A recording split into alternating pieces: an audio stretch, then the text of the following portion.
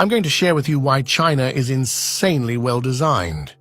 If you look at China, its GDP is about $18.3 trillion in 2022, and it is the second largest economy in the world. Now, if you look at China's GDP by cities, you'll notice that Shanghai ranked first with $664 billion. Beijing is in the second spot with $619 billion in GDP, followed by Shenzhen, Chongqing, Guangzhou, and more. What is interesting to note is that even with the most prosperous city in China, which is Shanghai, the city's GDP only contributes about 3.6% of the entire China's GDP of $17 trillion. And Beijing contributes only about 3.4% of China's total GDP. And if you look at Nanjing, the 10th richest city in China with a GDP of $243 billion, it contributes about 1.32% of China's total GDP. Now, for comparison, let's take a look at Japan.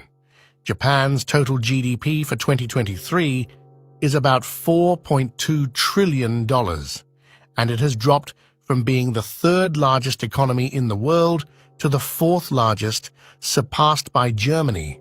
Now, if we break down Japan's GDP by country, just like we did for China, you'll notice something totally different.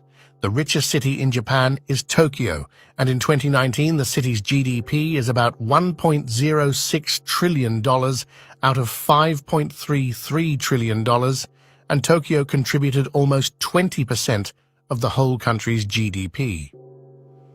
The second richest city, Osaka, has a GDP of $377 billion, and the city contributed 7.1% of the nation's total. Do you see a big difference comparing to China?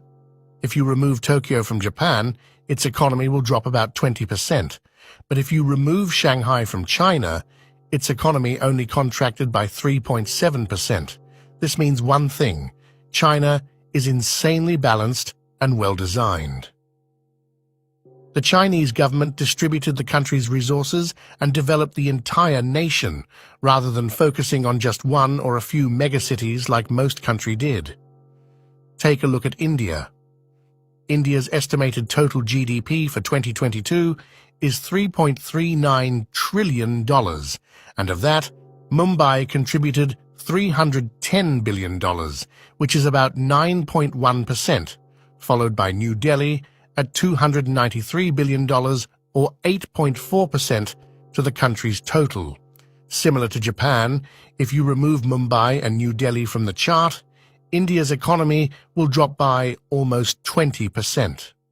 However, if you remove Shanghai, Beijing, Shenzhen, and Guangzhou, the four first-tier cities in China, the country's economy will decrease by about 12%. This shows China is well-developed and its urbanization are balanced throughout the country. So do you know why China is able to grow and become the second largest economy in just 40 years? The country's resources are well distributed and their cities are well connected for growth.